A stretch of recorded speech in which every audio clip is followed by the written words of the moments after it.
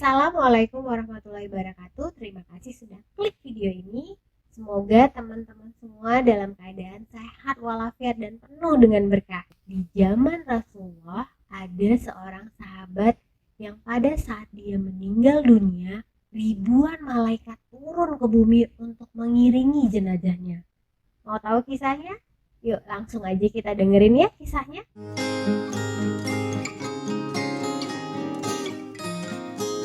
Kisah ini sendiri aku rangkum dari ceramahnya Buya Yahya.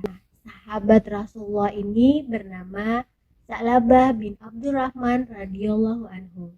Beliau ini termasuk sahabat yang masih sangat muda, umurnya sekitar 15 atau 16 tahun.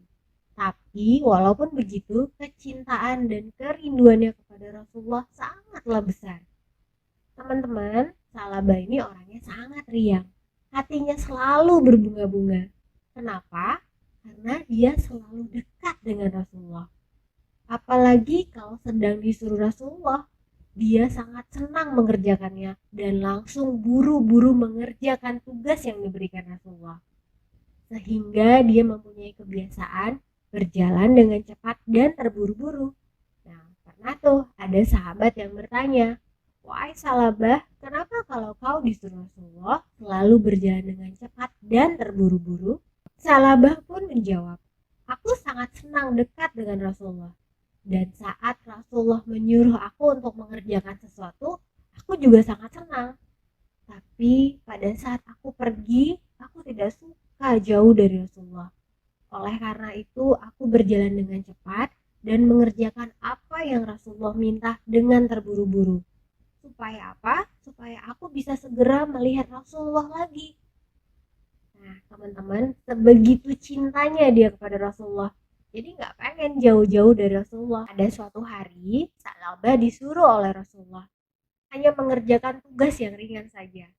Kalaupun tidak dilaksanakan, tidak akan mengganggu urusan Rasulullah. Sa'labah pun segera pergi berjalan di gang-gang kota Madinah. Pada saat itu, angin sedang berhembus dengan kencang dan menerpa rumah-rumah di perkampungan. Nah, teman-teman, pada zaman itu rumah tidaklah kokoh seperti saat ini, hanya terbuat dari bambu ataupun pelepah kurma. Nah, jadi kan ringkih ya.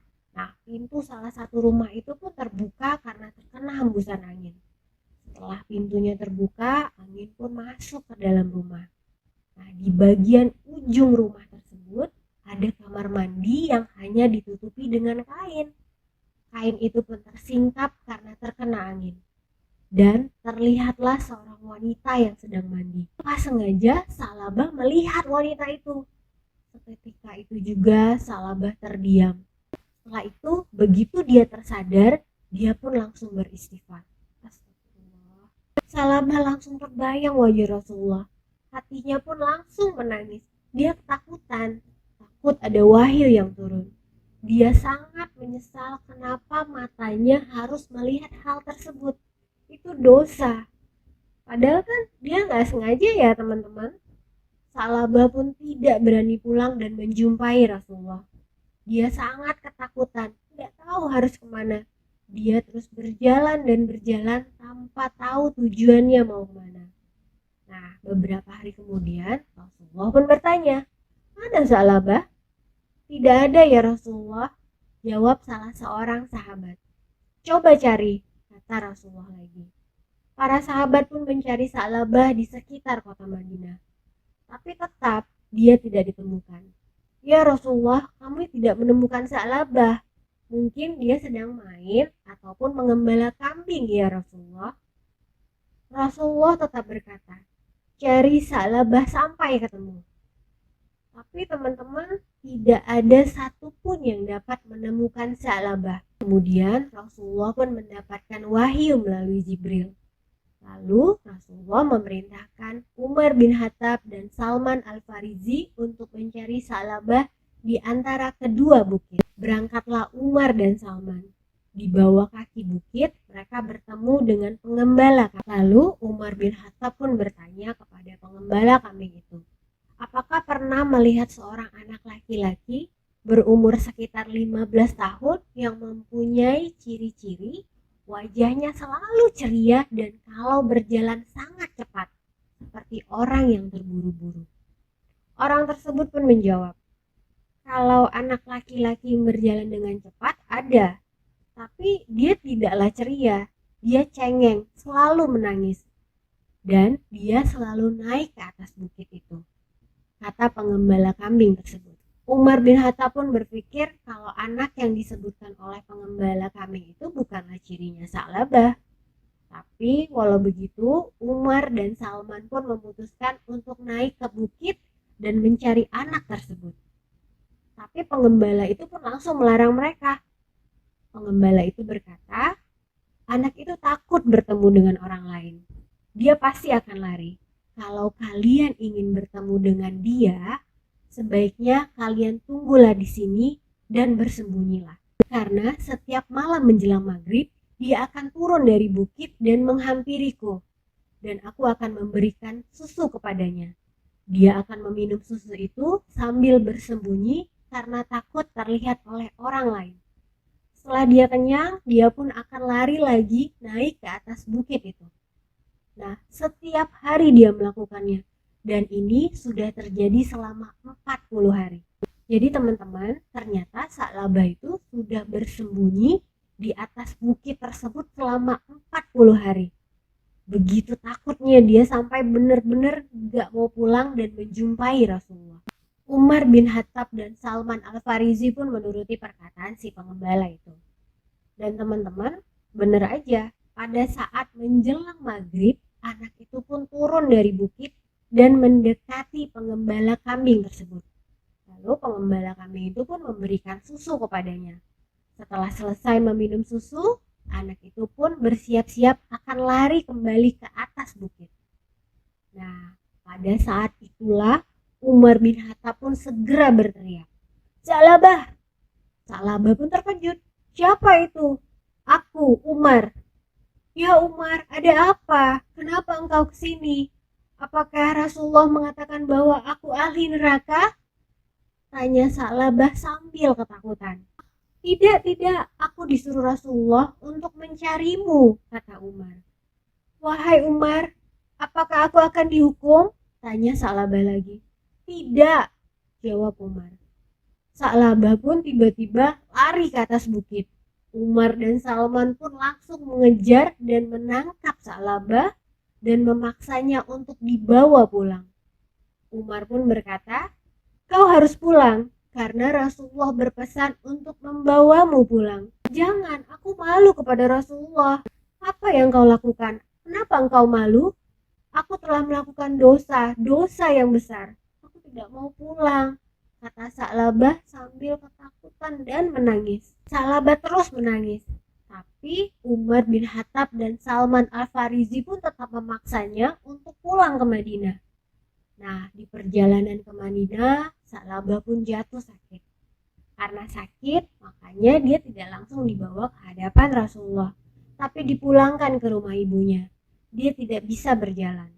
Kemudian, Umar bin Khattab dan Salman Al-Farisi pun datang kepada Rasulullah untuk menyampaikan kalau Sa'labah sudah mereka temukan dan saat ini ada di rumah ibunya karena sakit. Nah, Sayyidina Umar pun bertanya kepada Rasulullah, apakah perlu dia saya gendong ke sini, wahai Rasulullah?